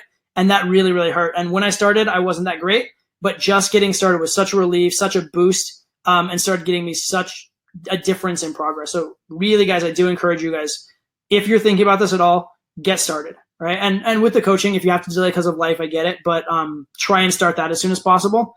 But yeah, take that step, take that action. Again, we have a refund policy for a reason. So if you, for whatever reason, are dissatisfied, you can refund. But I'm pretty sure you will be satisfied, which is why I'm willing to offer that policy. Yeah, and don't procrastinate, guys. Like I'm maybe in life historically one of the biggest procrastinators ever. So I know how lovely it feels to put things off. It feels a lot better to succeed at things. So please, stop your procrastinating. Get on this. You owe it to yourself. I mean, if you've watched a lot of my videos, put that time in, you've taken the time to be on this webinar, that means you want this, right? You owe it to yourself, love yourself enough to step up and start taking action one way or another. Okay. Let's see. Next question. She asked, may I help you or what do you want? What do you typically say to her? Do you explain that you're talking to her because you think she's cute and want to learn more about her? Yeah, so this is this is one of the absolute most common real beginner things is, excuse me, what do you want? Or can I help you? What that means, it's absolutely you're lacking premise, right? You're not being clear about why you're there. You're not being clear about what this is. So that's why we talk so much about premise on here. And that's why in the system, I talk so much about, like, there's a whole section specifically on premise, like hours of videos about premise. And that's why this is one of the main areas that coaches work on, especially with beginners, is establishing premise and establishing it the right way. If the girl doesn't know why you're there, that's a huge, huge, huge problem. But the nice thing is it's a really easy problem to solve. It's a really simple one to solve. You just need to start showing premise and showing premise the right way. So bad news, yeah, it's a problem and you need to step up and do something. Good news is it's very clear what you need to do. And it's someone that is very easy to help you through. Now, a premise can be complicated as you get more advanced, but at the start, it's just fucking do it. Make sure there's premise in your set. And then obviously with guidance and coaching, we can work you through a lot of the more intricate parts of displaying premise the right way. Let's see. Next question. Program related. How many days per week is infield recommended? So it really depends on you and how much you can do it. So what I usually recommend to people is to do as much as you can with your lifestyle. Again, this program is tailored to you. So if you are like a busy executive working 80-hour weeks and you're only free on the weekends, we'll make it work with you going out 2 days a week. I usually recommend at least 3. But if you have to go out 2 days a week, we've had a lot of guys get success doing 2 days or even as little as 1 day a week if you do it really, really, really well. But really, ideally, you should be going out hopefully at least 3 days a week, even if it's just half an hour for one session, just to get that consistency. That's what I really recommend. But if you're like a student off of school for the summer and you can go out 7 days a week and go all day on this and you're immersing yourself, by all means, we can work with that. And we love working with that. So my coach and myself will work with wherever you're at. We'll work with wherever you're at, and we'll definitely work with however many days a week you can do and custom tailor whatever to you. The more the better. But again, I don't want you to ruin your life by making this your only focus. It is good to keep some balance as well. By the way, guys, I have to let you guys know we are getting to the point where we're almost sold out. Just want to let you guys know we're getting a lot of, we're hitting our capacity very quickly. So do be aware of that. Okay, let's see. Next question we got. I got good results, validation from wings and bartenders in the beginning of my journey. How do I get rid of fear of failing in front of people who look up to me and see me as a cool guy? Yeah, this is really interesting. So this is kind of funny to say on a beginner webinar, but there is one good thing about being a beginner, which is that you probably don't have an ego about this. You don't think you're that good yet, right? Whereas one problem that intermediate and advanced guys have a lot is that they've had some success and they start to identify with that success and start to think, oh, I'm good. Oh, I have to live up to something. It's actually really important to remember that process. Remember that failing is part of learning, and remember that an interaction where you learn is actually probably even more valuable to you than an interaction where you succeed. And remember also that, game is it's a long journey. Like you can get to intermediate and advanced quickly, but you can go from advanced to like super advanced to world class to etc. And the moment you stop learning and the moment you get an ego is the moment you start stagnating. But also just temper expectations with people, right? Be humble. Don't brag a lot. Be humble with yourself and allow yourself the learning process. Be patient with yourself. You're going to get there.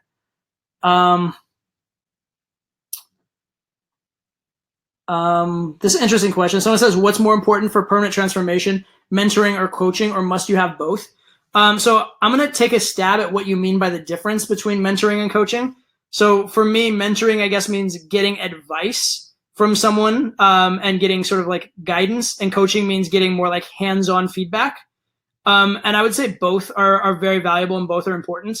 I mean, like, again, you can theoretically get good at something all by yourself without that. It's just incredibly, incredibly hard, like very, very hard, possibly near impossible. But, there's a chance, right? With mentoring without coaching, you'd get better a lot faster. With coaching without mentoring, you'd get better a lot faster. With both, you'd probably get better the fastest of all. I would say between the two, just mentoring or just coaching, I'd say more mentoring than coaching getting that hands-on, actual, like intense feedback is probably more valuable than vague general advice. But both are absolutely really, really useful. And having a theoretical underpinning and having that top down from someone who's way more advanced than you, who's been through the whole journey, is very valuable. So I value both. I have to say between the two, I'd say coaching over mentoring. But I'd say, get as much as you can of both, right? Why make a trade-off? I mean, there's a reason why within the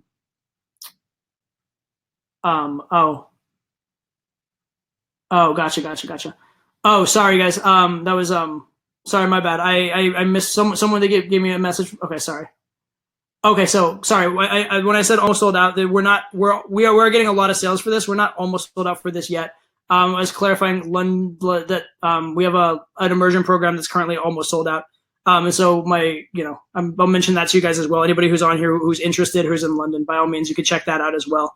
I think we're down to one spot left, so but that'll sell out pretty quickly. And then someone said, is the immersion credit valid for the London immersion program? Yes, it is. It's valid for any immersion program. It's valid for any coaching of 3 days or more. So you have that $500 off for any coaching that you'd want to do with us. Any coaching of 3 days or more with a coach or with me, $500 off. Okay, next question. Let's see what we got. Let's see. Someone says, how far can I get with just the system for now? The system is really, really good. And the system has it has a ton of information in it. It has a ton of infield in it.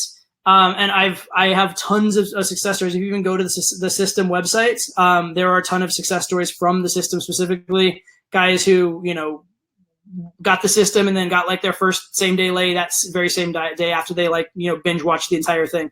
So it's an incredible program. And in theory, all the information is there, but it's much more helpful to get it distilled for you, personalized for you, taught to you by a coach. And also, when you watch the system, it is an incredibly good program, but it's designed kind of for everyone. And it's possible that you watch something and maybe you don't get my exact meaning and you don't do it completely perfectly. Whereas if you have a coach working through it with you, you're going to get it just right. You're going to get it, really tailored to you and really enhanced. So I have, for example, a lot of guys that come on either the 90-day program or the immersion program that have the system. Obviously, since the system we've packaged with the 90-day program here, we're going to see a lot of people coming on having done the system for this round.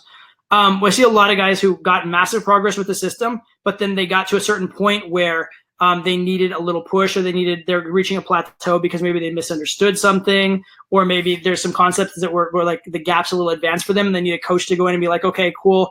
You're here, you need to get to here. So here's like 5 intermediate steps that you can do to get you there. So having someone to actively work you through the system is massively, massively better. It's kind of like the difference between if you wanted to learn swimming, right? Getting a video on swimming and going out and practicing on your own is very good.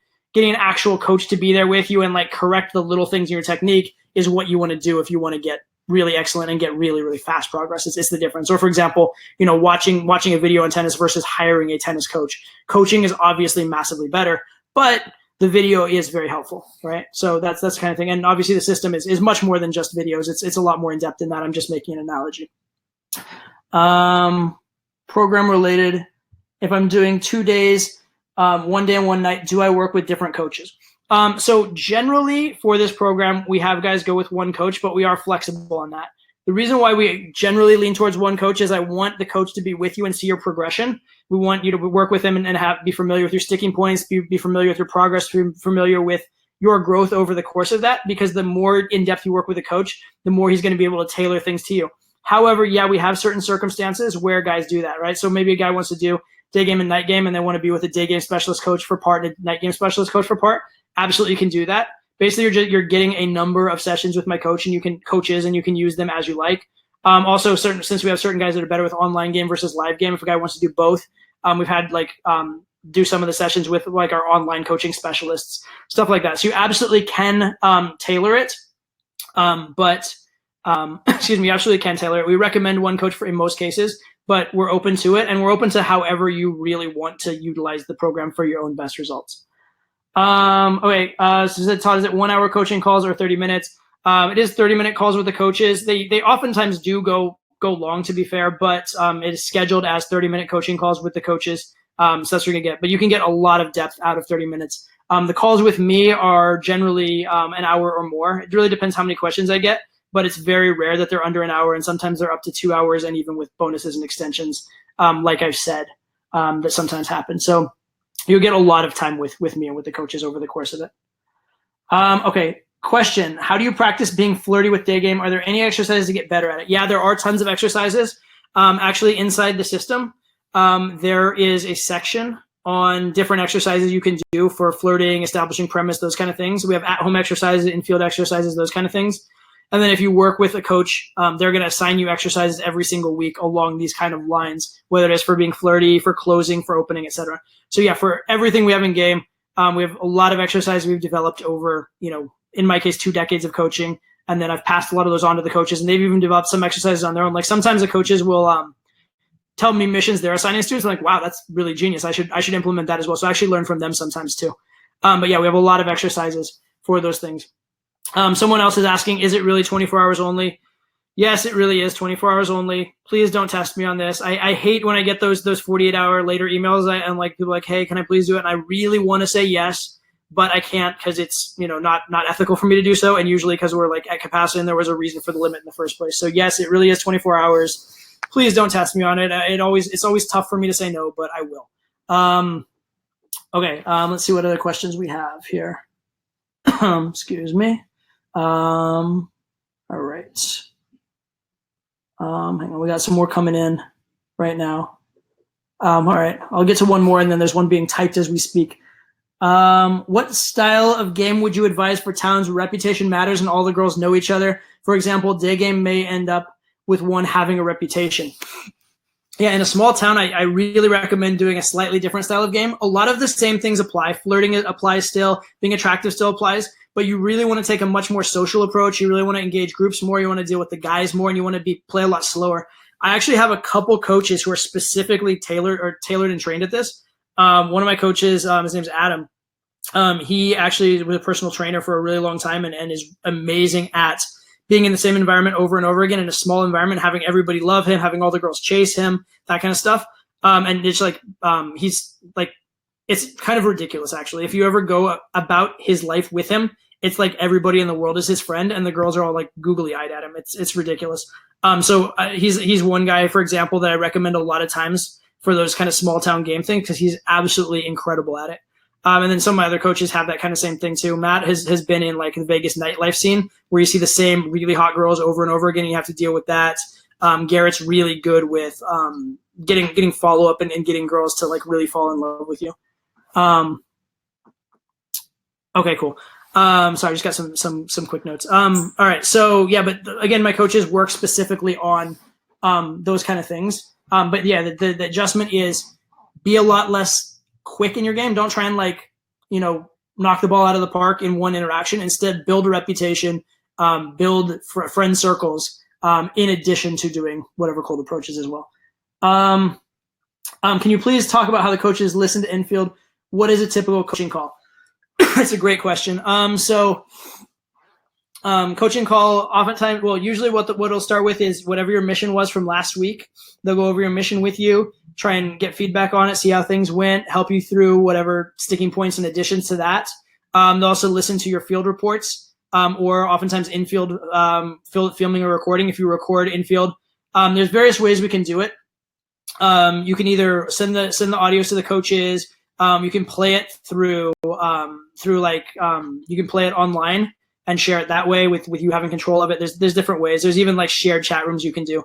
So there's a lot of different ways to do that. It's not very complicated. It's very easy to do. So listen to that kind of stuff. And then what they'll do is they'll kind of try and take all the stuff that they've worked with you on, the recap from last time, new infield, figure out with you what your current goals and sticking points are for the next week. And then they will look to give you assignments and missions to work on for the next week, which again, the next call they're going to break down. In between, you also have the call with me where you can ask any questions along the lines to me, and I'll be giving you, missions, assignments, ideas, general theoretical underpinnings for coming up with what your sticking points are, that kind of stuff as well. Let's see. Can you give me more tips on closing, like a correct time to pull a number? So this is one of those things that is like, and this is actually a good thing. And this is what I usually recommend to guys taking the program.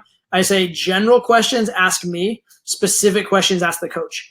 So things that are happening over and over again in your game, I can give you really, really good feedback for. Things that are one-offs are really good to ask the coach. And this one's an interesting one because it's a little bit of both, right? So I can answer this question in general, but if you were to go with a coach and actually have him be able to interview you back and forth and say, okay, so what do you mean? Like, what are you usually doing now? What do you find the responses are? You can get a much more in-depth answer from a coach than the one you can get from me. But the general answer you could get from me here, when would you want to close and when would you want to pull a number? There's a couple things to look for.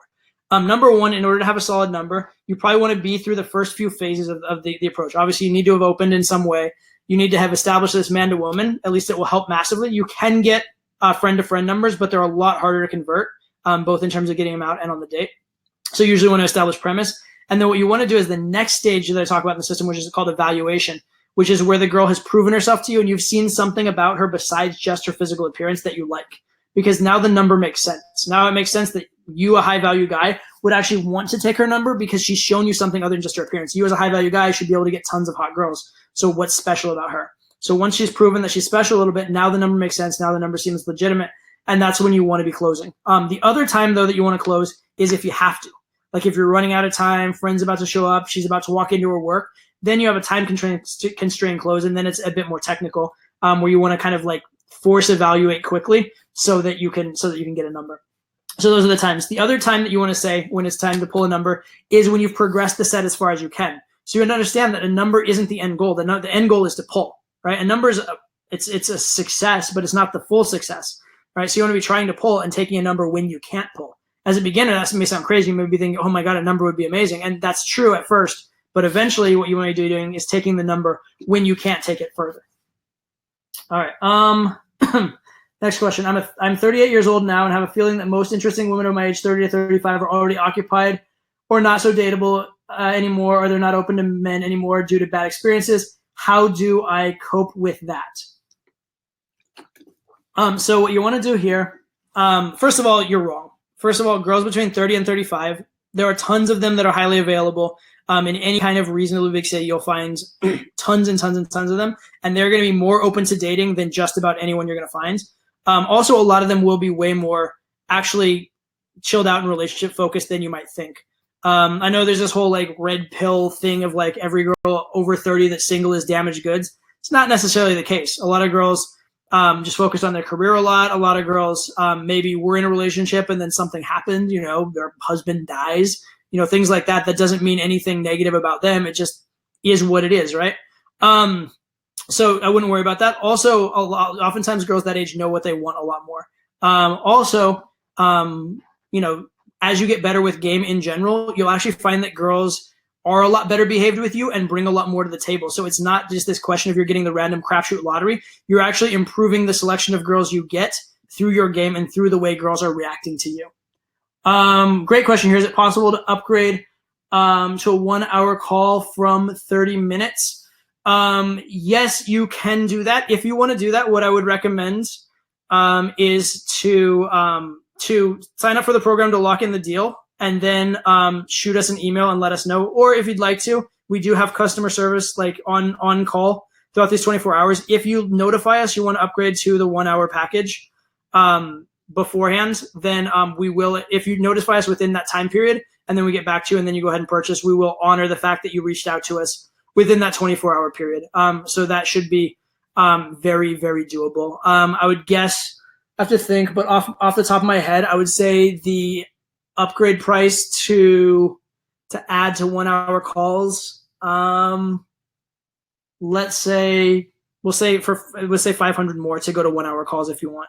So if you want to do 1 hour calls instead of half hour calls, you can add 500 and then you'll do 1 hour calls. That would take all the special offer price up by just 500, and then you get double the time with the coaches. So if you want to do that, let us know. We don't have obviously a link on that page for that, but let us know via email. Either you can purchase and then we can send you a link to upgrade, or you can let us know. Please let us know within the 24-hour period. That's very, very important. And then we can get you an upgrade link if you want to do 1 hour calls. And that is a great thing. We have had guys do that as well, and they do get great results with that as well. Okay, we'll take about 3 more questions and then we're going to call it, okay? So submit the questions now. Also, if you haven't checked out the page, get over there, check out the special offer. It is really incredible. This is a limited time thing, so go ahead and, you want to do it now. Don't hesitate. Don't procrastinate. Don't be the guy that like 6 months from now is wondering what if, or maybe I could have, or something like that. Go ahead and do it. All right, next question. How do you sound less robotic when you open? There's a lot of different things that you can do, and it actually depends. So for some guys, the way to sound less robotic is to rehearse it more. For some guys, the way to sound less robotic is to rehearse it less. And this is where individual feedback comes in. Because if you're completely new to this, rehearsing will probably make you sound better and less robotic. If you've been doing this for a long time and you've developed a lot of bad habits, then probably unrehearsing and trying some new things will make it less robotic. And that's what you're going to want to probably be doing a lot more of.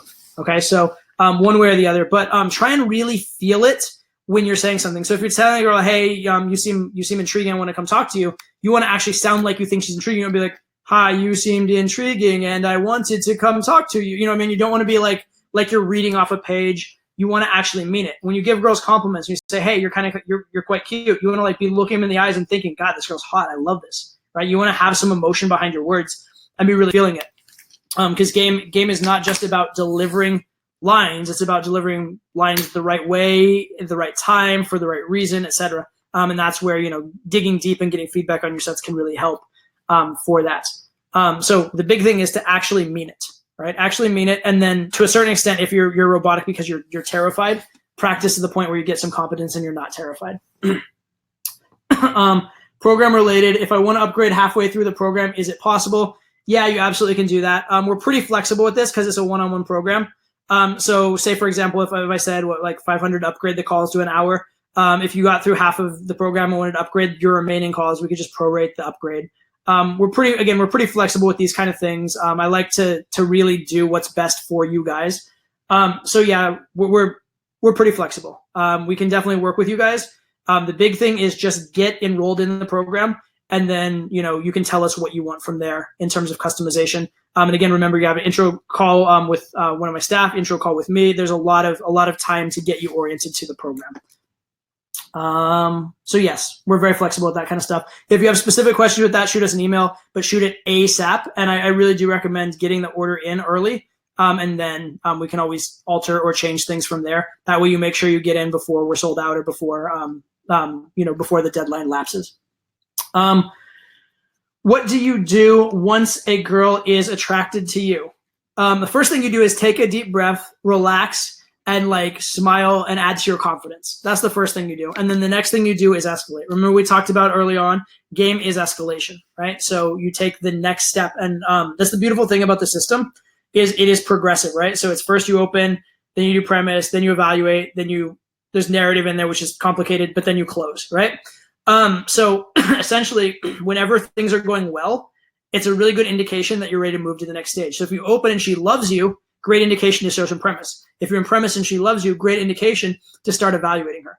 And so the great thing about the system and why you guys found it so useful and to continue to find it so useful is that it gives you that roadmap of here I am, what do I do now, right? And that's the way we coach as well. Here I am, what do I do now? Giving you specific, discrete things to do every step along the way. So what do you do once the girl's attracted to you? The real answer is, depends on the stage that you're at in the interaction, but it's take it to that next stage. The real answer is escalate, but escalate slowly. Okay, this one, 9 out of 10 numbers that I get from day game flake. What can I do to reduce the flaking? Well, we talked about this a little bit in the text game stuff, but what can you do to reduce the flaking is really work on developing a connection with the girl, really work on evaluating her, letting her know that she won you over for a specific reason other than her looks. Really focus on letting her get a sample of who you are as a person, which is something we talk a lot about in the system. And a lot of my coaches really focus on. So that's really useful. But you want to make sure that there's some meat to the interaction. Remember we talked about, what was it? The escalation cycle, which is converse for a little bit and then escalate, converse for a little bit and escalate. Work on the converse for a little bit bits. If you're just escalating and escalating and escalating, you'll get a lot of flaky numbers. You get a lot of attraction, but a lot of flaky numbers. But it's fundamentally bad game because afterwards, when a girl's not in that emotional state, she doesn't remember you, or she might even be weirded out by what happened. So you don't want to be doing that. All right. I think we may be on to. Okay, wait. We have one more One more question at least. Okay, my town has a population of a little over 200,000 people. Is that considered small to a point where I would need to shift my style of game? My answer would be yes and no. 200,000 is not that small. I grew up in a town of like 50,000. There are towns with 200,000 that are very gameable and very workable. But that said, you're not actually gaming the town. You're gaming a few areas of the town, right? So if you're going out to a particular couple nightclub areas and streets, you're not gaming 200,000 people. You're gaming the people that go specifically there, right? And so within the town in general, you probably want to treat it as a game and do a lot of approaches. Within that one area where you're going to a lot, you may want to treat it as a social circle, get to know the bartenders, get to know the bouncers, get to know the regulars, those kinds of things. Or if you're going and doing day game in one particular park over and over again, you're going to meet the same people in that same park. And that's even true in a big city, right? You can even meet the same people because they have habits and that's where they go. So understand that every scenario, there are small town aspects and big city aspects to it. And so you want to be able to calibrate and do both, ideally, right? You want to be able to calibrate when necessary to do the small town game when it's a small town environment, and the big city game when it's more of a big city environment. 200,000 is kind of on the cusp. I would focus more towards the small town angle and less towards the big city angle, but there definitely will be a lot of situations where pure cold approach is the right answer, and that's what we want to do. So that's a little bit of an in-between. All right, guys. That is the questions we have. Thank you guys so much for being on here. I really, really do appreciate it. It was great to be able to share this information with you. I thought the questions at the end were excellent. So it clearly shows you guys are going out, taking action, thinking. And that's what I want you guys to do. I want you guys to be those action takers, be the guys who will step up, will take action, and will actually get good at this. Remember that 10% of beginners get really good fast, 40% get pretty good or decent slow, and 50% drop off. Please do not be that 50%. Okay, do not be the 50% who get frustrated, drop off, and quit. Be the guys who take action. Be the guys who find the resources available to you, and step up and do this stuff. And again, that's why I've given you this offer. Massive, massive discount. Please take advantage of it. You're gonna thank yourself. You're gonna see massive progress.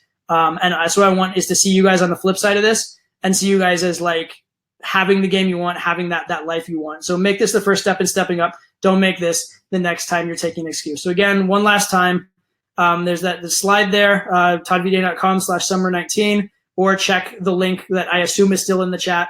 We can possibly repost it if not. But check out those pages, take action, make sure one way or another, however you do it, you're taking action. And the best way is going to be getting coaching, which is why I'm giving you guys this super special offer. Thank you guys again for being here. I really, really appreciate it. Take care. All the best.